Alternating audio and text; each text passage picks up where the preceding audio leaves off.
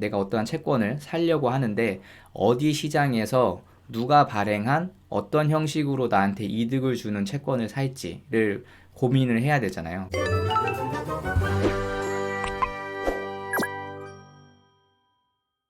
안녕하세요. 건설자 외시자 투동지연구소입니다. 오늘은 저번 시간에 이어서 채권에 대해서 조금 더 깊이 알아보려고 합니다. 오늘 주제는 채권을 사는 법과 어떤 걸 사야 하나, 요거에 대해서 한번 이야기를 해볼까 해요. 이 질문이죠. 채권 사는 법은 어떤 걸 사야 하나요? 이건데 저번 영상에서 얘기했던 거를 살짝 복습을 해볼게요. 채권을 사면 큰 돈을 벌 수 있나? 이거는 이제 큰 돈이 얼마인지 기준이 먼저 중요하다고 이야기를 했었죠. 그리고 장기채를 살 경우에는 매매 차익으로 기간 대비 큰 수익을 벌 수 있다는 거를 한번 계산을 해봤었어요. 금리가 오르면 채권 가격은 왜 떨어질까에 대한 거는 채권의 현금 흐름을 현재 가치로 환산하는 과정에서, 그러니까 이자를 받는 금액이 정해져 있고 상환 금액이 정해져 있잖아요.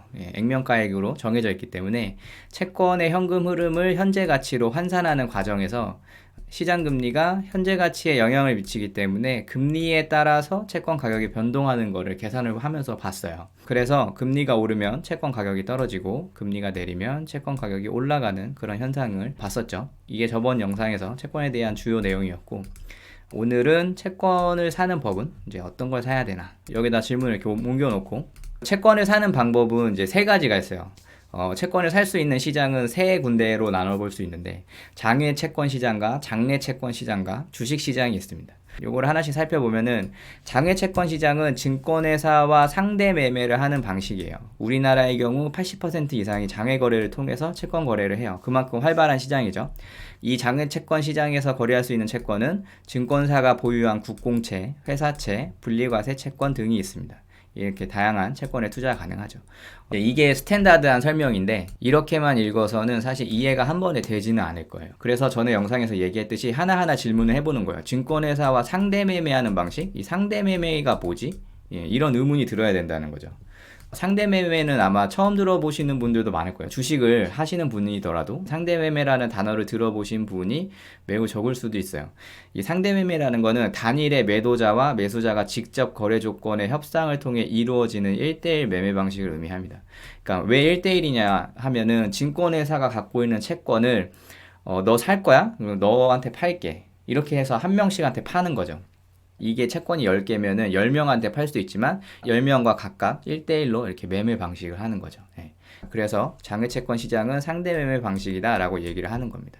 그러니까 증권회사가 보유하고 있는 채권인 거죠. 이 채권 중에 국공채, 국채 나라에서 발행하는 거, 회사채, 회사에서 발행하는 거. 분리과세 채권은 뭐지? 이렇게 또 의문이 들 수 있겠죠. 이 분리과세 채권이 뭐냐면은 10년 이상 장기 채권이나 브라질 국채나 하이힐드 펀드 같은 거에 관해서 이자 소득을 분리과세 해줬었어요. 이게 2017년 기사인데 장기 채권의 이자 분리과세 폐지라는 그런 세제 개편이 이루어졌었습니다. 그러니까 10년 이상의 장기 채권을 3년 이상 보유하면은 이자 소득세를 분리과세로 이렇게 해주는 그런 제도가 있었어요. 근데 이제 이게 세제 개편이 됐죠. 근데 개편이 됐다고 해서 여기서 그냥 딱 마무리 지는 건 아니었어요. 2018년도 이후에 발행된 장기채에 관해서 이자 분리과세가 폐지된다, 이런 식으로 세제 개편이 됐었는데, 근데 2021년에 또 세법이 개정이 됐죠. 개인 투자용 국채 이자 소득의 9% 분리과세 해가지고 기재부에서 2021년 세법 개정안을 발표를 했는데, 개인 투자용 국채를 만기까지 보유하면 이자 소득에 대해 9% 분리과세를 혜택을 받는다. 또 이런 세법 개정이 있었죠. 그리고 나서 가장 최근인데 2023년 3월에 개인 투자용 국채를 매입해서 만기까지 보유할 시에 발생하는 이자 소득에 대해서 분리과세를 적용하는 안이 기획재정위원회 전체 회의를 통과했다. 그래서 이번 개정안으로 국채 도입이 마련되면서 개인 투자용 국채는 기획재정부 장관이 사전에 공고한 이자율로 발행이 되는데 일반 국고채와는 다르다. 이거를 갖고 있으면은 분리과세를 적용한다. 이게 곧 나올 거다. 이 채권이 곧 나올 거다. 이런 내용인 거죠. 그러니까 뭔가 이렇게 하나를 알려면은 이렇게 과거도 또 알아야 되고, 이게 어떤 식으로 해서 흘렀는지 이걸 알아야지 이 말이 좀 이해가 될 거예요. 분리과세 채권이 뭐야? 이게 옛날엔 이런 게 있었지만 지금은 안 되는구나. 근데 지금도 뭐 브라질 국채나 하이드 펀드는 분리과세가 되는 걸로 이렇게 알고 있습니다. 그래서 뭐 이런 세법에 관한 거는 사실 일반 평범한 개인 투자자는 뭐 이 정도의 자산으로 채권을 막 구매를 하지 않으니까 저는 개인적으로 크게 신경을 쓰지 않아도 된다고 생각을 하지만 이런 게 좀 이해가 안 갈 때는 이렇게 찾아보는 습관이 중요하겠죠. 이렇게 장외 채권 시장이 있고, 그 다음에 장내 채권 시장이 있어요. 장내 채권 시장은 한국거래소가 개설한 시장에서 다수의 시장 참여자들이 매매하는 방식입니다. 그래서 국민주택 채권이나 첨가소화채, 뭐 주식 관련 사채, 뭐 이런 것들이 거래가 돼요. 이 첨가소화채가 뭔지 한번 검색을 해보세요. 첨가소화채를 아마 검색을 해서 알게 되면은 와, 이런 게 있었어? 라고 생각이 들 거예요. 예. 제가 간단하게 말씀을 드리면은 이 첨가소화채가 뭐냐면은 집이나 자동차, 토지 살 때 우리는 채권을 반드시 사야 돼요. 그래서 강제 구매를 하게 됩니다. 예를 들어서 아파트나 토지를 살 때는 국민주택채 같은 거 사야 되고, 자동차를 살 때는 도시철도 채권이나 지역개발 채권을 우리는 사야 돼요. 예. 자동차 사거나 아파트 매매할 때 법무사 통해서 계약을 하면은 거기 영수증에서 나와 있습니다. 채권을 얼마 구입했다, 얼마치 구입했다, 뭐 이런 것들이 있거든요. 예. 그래서 이런 것들이 첨가소화채예요. 그래서 장내 채권에서는 이런 것들을 이제 다 매수를 할 수 있는 거죠. 그리고 마지막으로 주식시장에서는 채권 ETF를 매수할 수 있죠. 채권을 사는 방법은 이런 시장에서 이제 채권을 매수하게 되는데, 간단하게 보여드리면은 구글에서 한국투자증권을 제가 쳤어요. 검색하고 나서 한국투자증권에 한번 들어가 볼게요. 제가 한국투자증권을 이렇게 들어가는 이유는 한국투자증권의 장내 채권 시장의 수수료가 모든 증권사를 통틀어서 가장 저렴하기 때문에 한국투자증권에 일단 들어온 거예요. 그래서 사이트에 들어왔으면은 금융상품에 들어가서 여기 채권 RP 있죠. 채권 RP 그래서 국내 채권 거래 판매 중인 상품 이걸 한번 눌러보면은 앱으로 구동해도 이거랑 좀 비슷해요. 그래서 금융상품 가서 채권 RP 해가지고 이렇게 보면은 이렇게 지금 판매 중인 장외 채권하고 장내 채권이 있습니다. 아까 얘기했듯이 이 장외 채권은 이 한국투자증권이 갖고 있는 채권이겠죠. 그래서 뭐 메리츠 캐피탈 175-4 57일 남은 이 채권을 팔고 있고, 이런 회사채 외에도 다른 여러 가지 채권들이 이렇게 있죠. 이렇게 쭉 이렇게 팔고 있습니다. 이게 장외 시장이고, 그리고 이런 장외 시장에서 채권 투자 분석을 할 수가 있어요. 이 로그인을 하지 않아도 채권 투자 분석을 또 할 수 있습니다. 그래서 전에 보여드렸던 것처럼 신한투자증권처럼 이런 가상투자를 할 수 있는 거예요, 장외는. 근데 아쉬운 거는 장내 채권에 대해서는 이런 가상투자를 할 수가 없어요. 그래서 전 영상에서 이런 가상투자 같은 거 계산해보고 싶으면은 신한투자증권에 들어가서 한번 계산해보세요 라고 얘기했던 거예요. 예, 그래서 장내 채권도 이렇게 쭉 있는 거를 확인할 수 있습니다. 예. 가장 큰 특징은 장내 채권은 수수료가 있는데 장외 채권은 수수료가 없어요. 근데 수수료가 아예 없는 건 아니고 표면적으로 보이는 수수료가 없는 거예요. 이 수수료는 이 가격에 매수 단가에 다 녹아져 있습니다. 녹아져 있기 때문에 보통 장외시장에서 구매하시는 분들은 개인 세전이나 세후 이런 수익률을 보고서 구매를 하는 거죠. 내가 101일 남은 채권을 매수하려고 하는데 연 4.27%의 수익률을 얻을 수 있구나. 그러니까 101일 만에 4.2%의 수익률을 얻는다는 게 아니라 연 4.2%니까 그거를 365로 나눠준 다음에 101일을 곱해줘야겠죠. 그래야지 이 연이라는 기간을 1로 변환이 가능하니까. 그래서 이런 거를 보고서 참고를 해서 매수를 하게 됩니다. 그런데 이 수익률에 이미 수수료가 녹아져 있는 거죠. 이렇게 해서 채권을 사는 방법은 이렇게 세 가지가 돼요. 그 다음에 어떤 채권을 살 것인가는 이제 발행 주체에 따라서 채권을 분류해보고 이자 지급 방식에 따라서 이렇게 분류를 해봐야겠죠. 그래서 발행 주체에 따라서 분류를 하면은 국채, 지방채, 특수채, 금융채, 회사채 이렇게 있어요.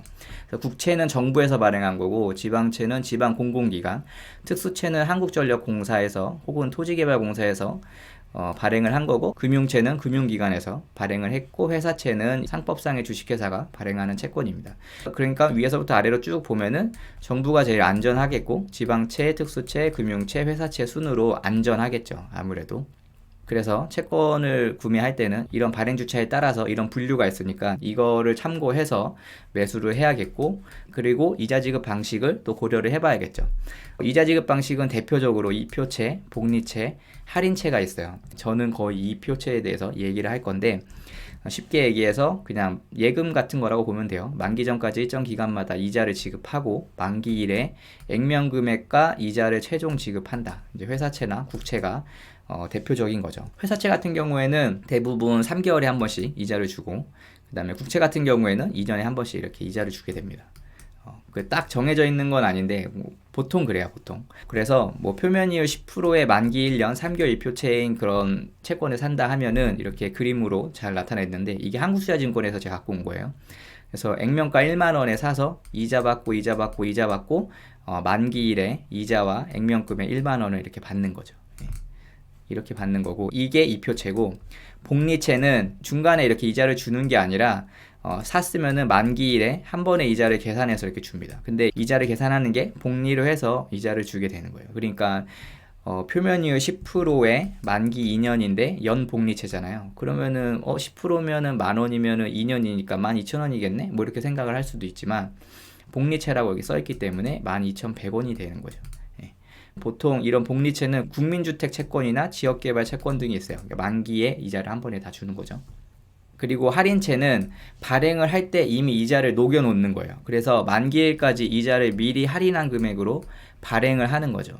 만 원짜리를 발행을 했는데 표면 이율이 10%라 하면은 그 만 원짜리 채권을 9,000원에 파는 거죠. 그래서 이거를 만기까지 갖고 있다가 만기 때 원금을 상환해야 되니까, 액면 금액은 1만 원이었잖아요. 액면 금액이 1만 원이었으니까 만 원을 주면 내가 1,000원의 이자를 받았다라고 이렇게 생각을 하는 거죠. 그래서 이런 할인채가 있습니다. 이렇게 이자 지급 방식에 따른 분류가 있고 발행 주체에 따른 분류가 있으니까, 이거 중에 우리가 어떤 채권을 살 것인가 라고 한번 생각을 해봐야 될 겁니다. 그래서 오늘은 조금 재미없었을 수도 있어요. 하지만 이거는 개괄적으로 알아놔야 되는 지식입니다. 내가 어떠한 채권을 사려고 하는데 어디 시장에서 누가 발행한 어떤 형식으로 나한테 이득을 주는 채권을 살지를 고민을 해야 되잖아요. 그러니까 당연히 이런 시장의 특성이나 발행 주체에 따른 분류나 이자 지급 방식에 대해서 이제 알아야 되는 거죠. 그래서 요거에 대해서 한번 설명을 해봤습니다. 뭐 이렇게 실습을 해보지 않으면 이렇게 딱 와닿지 않을 수도 있어요. 그리고 이게 하나하나 따지고 들어가다 보면은 이거보다 더 복잡하게 설명을 할 수도 있거든요. 근데 그렇게까지 알 필요는 없을 것 같고, 어차피 실행을 하면서 이런 거를 배워가면은 더 빨리빨리 흡수가 되기 때문에 더 깊은 거는 좀 다음 스텝으로 넘어가면서 알면 되지 않을까? 뭐 이렇게 생각을 합니다. 그래서 오늘은 채권 사는 법과 어떤 걸 사야 하나 뭐 이런 거에 대해서 간단하게 알아봤습니다. 오늘 영상 여기까지 할게요. 영상이 도움이 되셨다면 좋아요, 구독하기, 알림 설정 부탁드리겠습니다. 감사합니다.